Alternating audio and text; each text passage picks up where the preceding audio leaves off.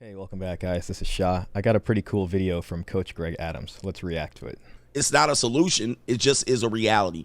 And the reality is the more kids you have, the less child support obligation you will typically get from one baby mama to the next. Now, it creates a whole bunch of other issues. Again, this is not a solution.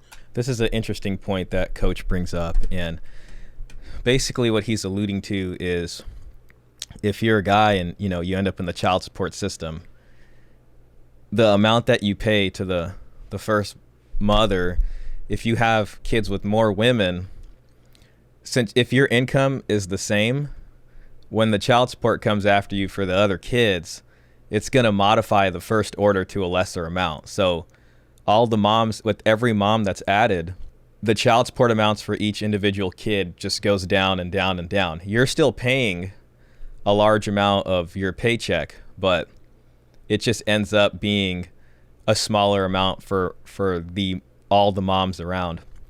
It really reminds me of this kind of infamous case we had in the child support agency I used to work at. And I became a trainer, and there was this case that was so infamous that we'd had to show it to all the new hires. Basically, it was one guy, and he had like 15 separate cases. So there was like 15 separate women that this guy got pregnant. And he owed, he had so many different child support orders for all these kids, but all of the amounts were like $60, $50, $40, $114. And the reason was because he just had like a normal job, so the courts have to figure out, how do we divvy up this normal salary amongst, it was more than 15 kids, because some of the ladies he had more than one child with, and it just ends up getting split like that. Now, that being said, it's no kind of answer, because you're still screwed by the system. I mean, this guy owed so much back pay. There was no way he can pay all this. But I used to call it going nuclear. It's like if a guy was mad at the system or something, you can kind of try to outdo the system by then being like, oh yeah, well, I'm just going to have a bunch of kids then. Come deal with that. What's funny is that every time this case got sent to court, so every time there's a new order added, the other 14 cases had to get modified. So sometimes all the moms would have to show up to court together, because they would try to schedule that case on the same day so they can just get it figured all out at once. And I remember some of my coworkers, they even had to go across the street to the courthouse, because they're like, we got to see what this guy looks like. And they're women, of course, So I asked them, I was like, what do he look like? And they're just like, oh, he wasn't special. They're just super hating on the guy, which is funny. This is just what it is. This is not a solution. I did not just try to give you a solution. I've just told you what the reality is.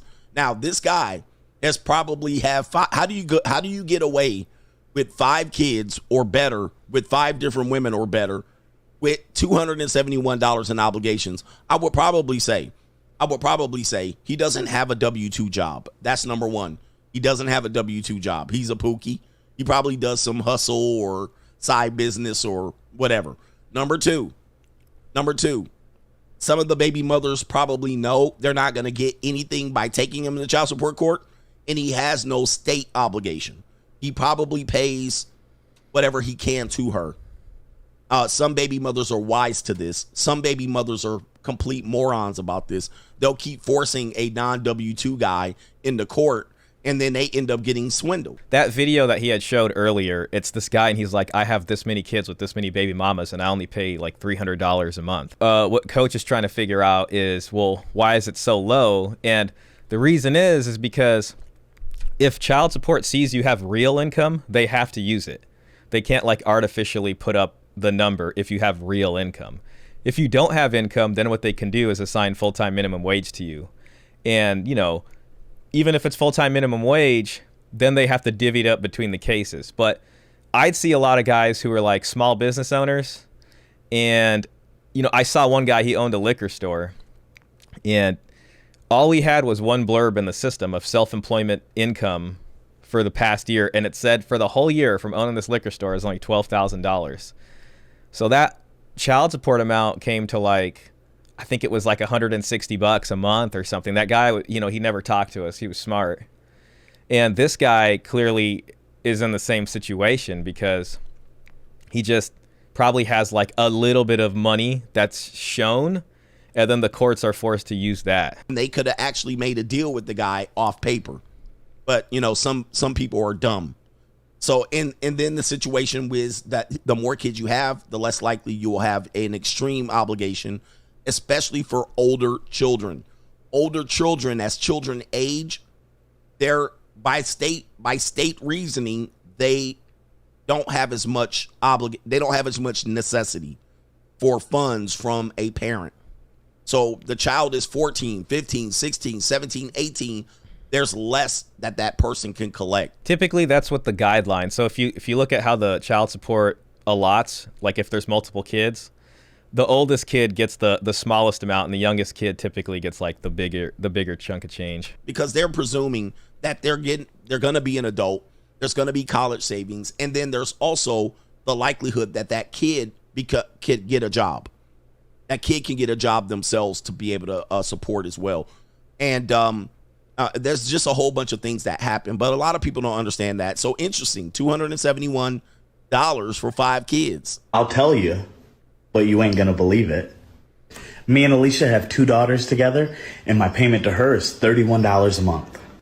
Me and Kathleen have 1 daughter, and my total payment to her is $140 a month. Me and Chelsea have 1 son, and my total payment to her is $14 a month. Me and Alyssa have 1 son together, and my total payment to her is $24 a month.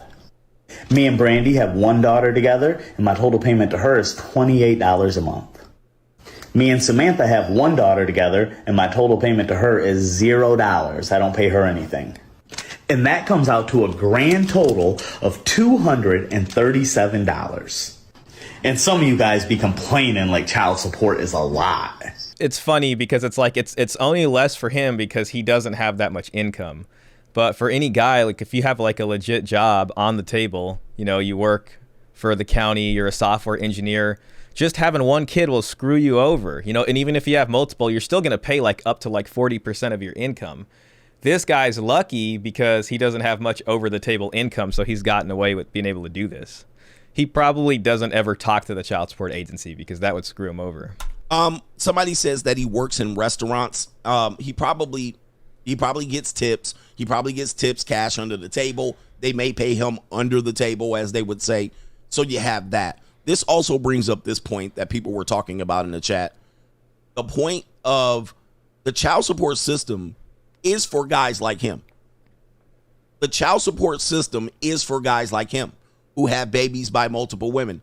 But oftentimes, these are the guys that go unpunished. These are the guys that never get put on the amount that they can put you on. You know who gets punished the most in child support? It is the dad that wants to be active in their kid's life. It is the dad that has a certain amount of... It is the divorced dad. Those are the guys that they put these crazy-ass child support payments on. Ninja, you got a job. You got a stable income. You've been working for 10 years. You got divorced. You broke up with some chick. You trying to fight to get extra parenting time. Those are the guys who get land-basted in child support. What Coach is talking about is actually really true, and if you look at the child support system, it was really originally created to deal with, for lack of a better term, folks who were more poor. You know what I mean? And prior to child support system, there were laws that, you could almost call them poor laws. And there was this separation between like private family law, which dealt with, couples who were married. And, if they were getting a divorce, it would be seen by a court and the court would figure that out to whatever was appropriate to the situation.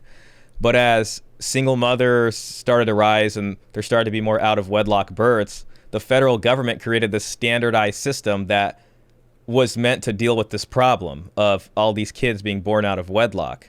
However, as child support became more powerful in the mid-90s especially, what you saw was this sort of public system of poor laws, which was meant for very specific situations, become so big that it encroaches on the middle class, on the upper class. And so now if you're a celebrity and you go to court, all her lawyer has to do, or his lawyer if you're a Britney Spears, right, is say, well, we just want guideline support. And when they say guideline support, they just mean we want what the federal government, their system, instead of those two agreeing to something that's going to work. You know what I mean? So this federal public system has made it so men who are more wealthier and work harder in society are in fact punished way harder by the system, because the system was never designed to deal with them, but it now applies to them.